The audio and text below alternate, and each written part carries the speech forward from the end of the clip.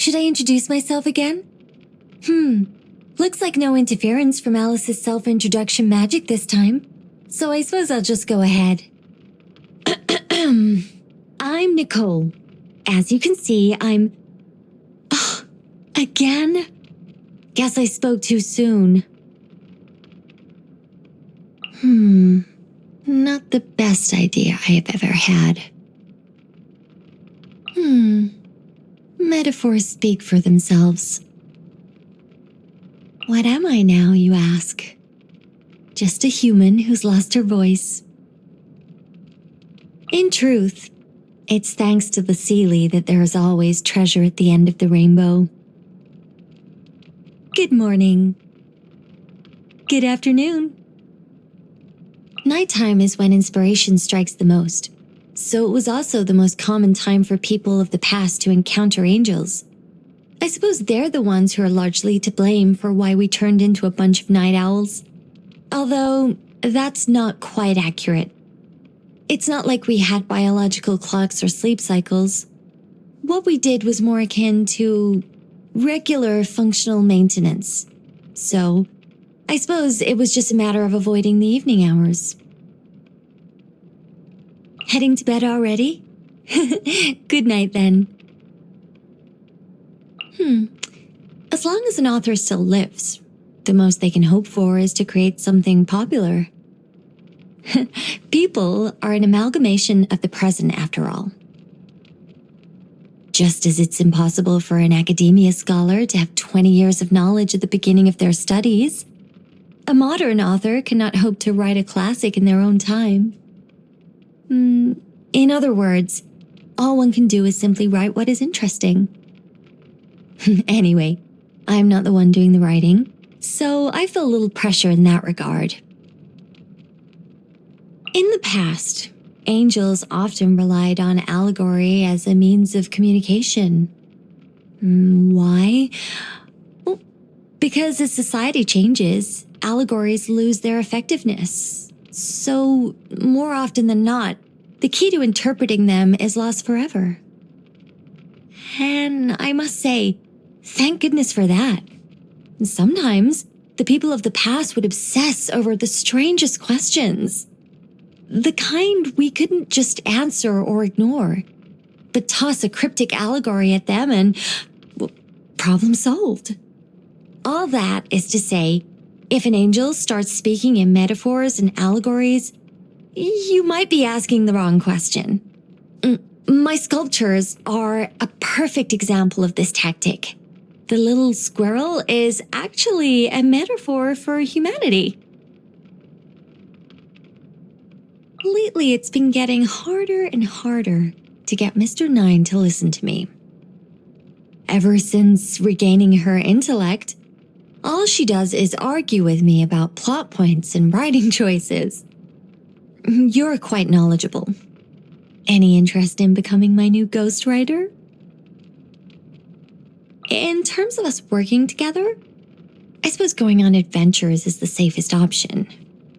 If I were to go through event after event since the beginning of time, things could get dangerous.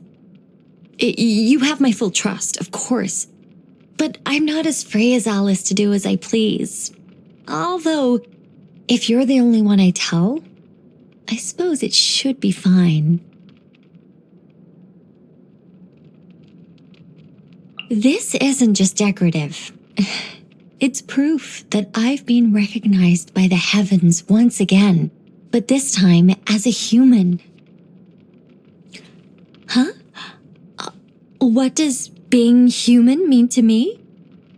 Oh, well, it's being free and not so free, I suppose. Come to think of it, perhaps my circumstances haven't improved that much. Oh, a story? You really want to hear one? You actually do, don't you? Well, that makes me so happy. Most of the time, when I open with, "A long, long time ago," it's because I'm explaining some complicated thing or another. But since we're just chatting, Arcadia, Long Gone, Delphi, Patra. There are so many stories I could tell. Do you know why squirrels are a good metaphor for humans? Because both belong to the, Euarchontoglires classification. Sure, let's go with that. Are you familiar with that term? I learned it from Alice. Back then, after I sacrificed most of my knowledge, power, and ultimately my voice to maintain a human form, I spent the long, meandering days in listless wandering. Until I met Alice, and she corrupted me. In truth, it's not that I'm any smarter than the other angels. I chose to offer up my voice back then because, how does that saying go? Fortune favors the bold? The heavens demanded silence and punishment, so I thought a lifetime of voicelessness could be a good bargaining chip. Alice had quite an interesting remark after hearing about it all. She said, "The daughter of the sea offered up her voice to gain legs. The children of the air did the same to gain form, and now the daughter of the heavens sacrificed her voice to become human." Klee is adorable. But Alice is worried I might have a bad influence on her brain development, so she doesn't let me speak in her head. Do you think that makes me seem weird to Klee? Ask her for me next time, will you? And put in a good word.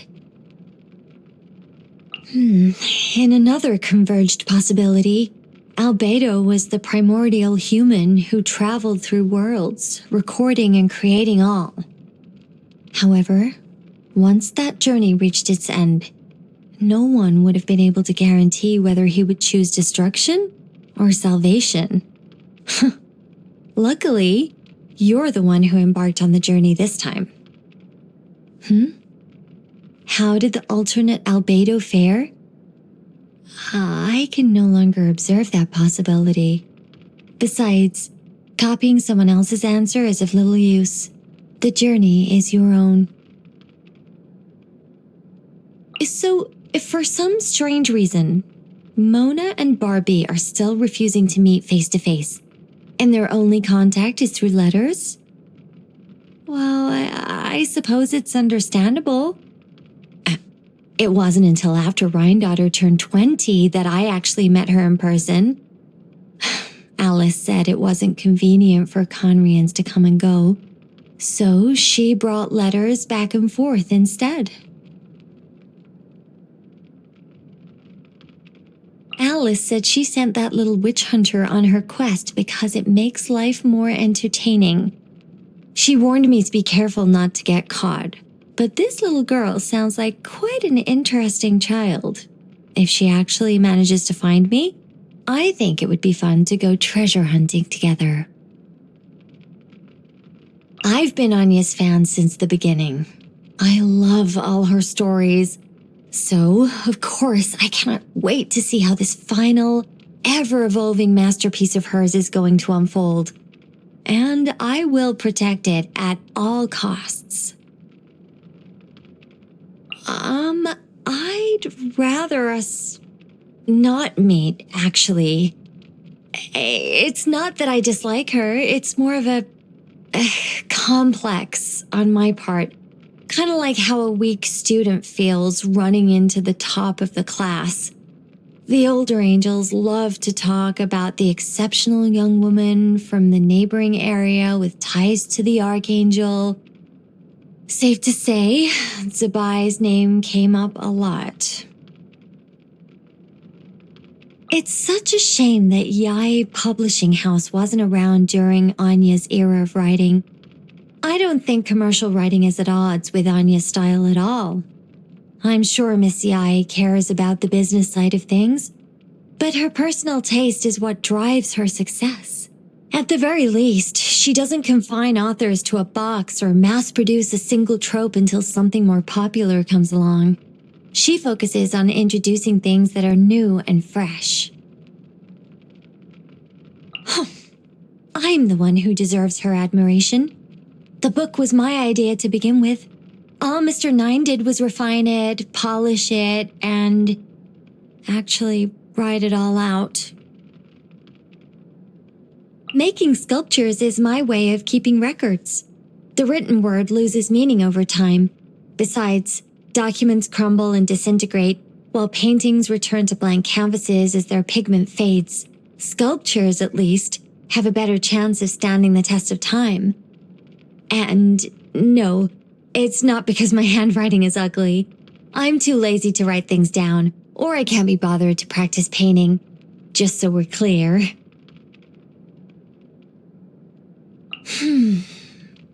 The idea of writing a novel came about after reading Anya's work. That's when I first discovered that the metaphors angels love so much could be used to tell stories. I had something to say, along with a wealth of indelible memories to draw upon. So, it felt both like something I was meant to do and a path to self-fulfillment all at once. In the end, though, I was far too lazy to follow through. Lost knowledge can be relearned over time. Lost power can be regained with training. But when certain possibilities run their course or fade away, it is best for them to remain forgotten. After all, what matters most is the stability of the present moment. Letting regret or remorse drive us to resurrect what has been lost could leave us with a future we are unable to control. The angels who forsook wisdom in favor of power became corrupted dragons like Ursa, ones without distinct elemental characteristics. Of course, over time, heroes have hunted them to near extinction.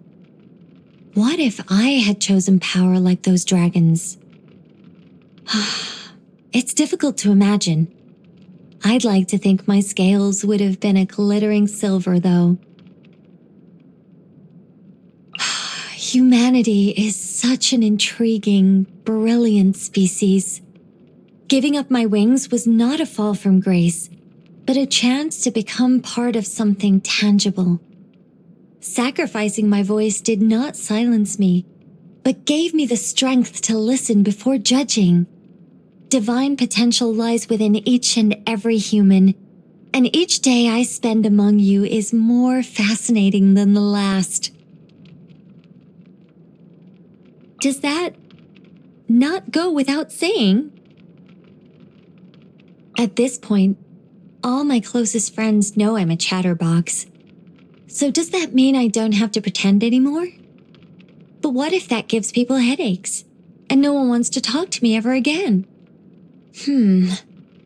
Plus, Clee's still not old enough. Guess I need to put on the dignified angel act a little longer. I'm not really picky about food, but I love hot peppers, green onions, and garlic. The stronger the flavor, the better. Not necessarily because of the taste itself, though. When you don't have to open your mouth to speak, you don't have to worry about the spice burning your throat. So, when Alice, Barbie, and I had a spicy food eating contest, I won. Even with tears streaming down my face and feeling like my lips were on fire, I won. Sore throat, bad breath. Doesn't mean a thing to me. Of course, I did brush my teeth and wash out my mouth afterwards. That's a tough question. As long as the food is made well, I'll pretty much eat anything. This is absolutely delicious. Oh, how sweet. I can certainly tell how much thought you put into it. Oh, what a curious aroma. Oh, do I have to? Happy birthday! I hid your birthday gift inside a chest and set up a bunch of puzzles for you to solve. Come on, I'll guide you through it. Just like that, the group was thrown into a panic. staring at Nicole in utter disbelief until a question broke the silence. You knocked Alice out? Why would you do that, Nicole? The very picture of calm, Nicole raised a finger and replied, Alice has exhausted her strength. She'd be nothing but a burden out here on the battlefield. Now we can take her to rest. But without Alice, how can we possibly hope to be a match for Rhyndaughtr? The group wondered, dismissing Nicole's suggestion.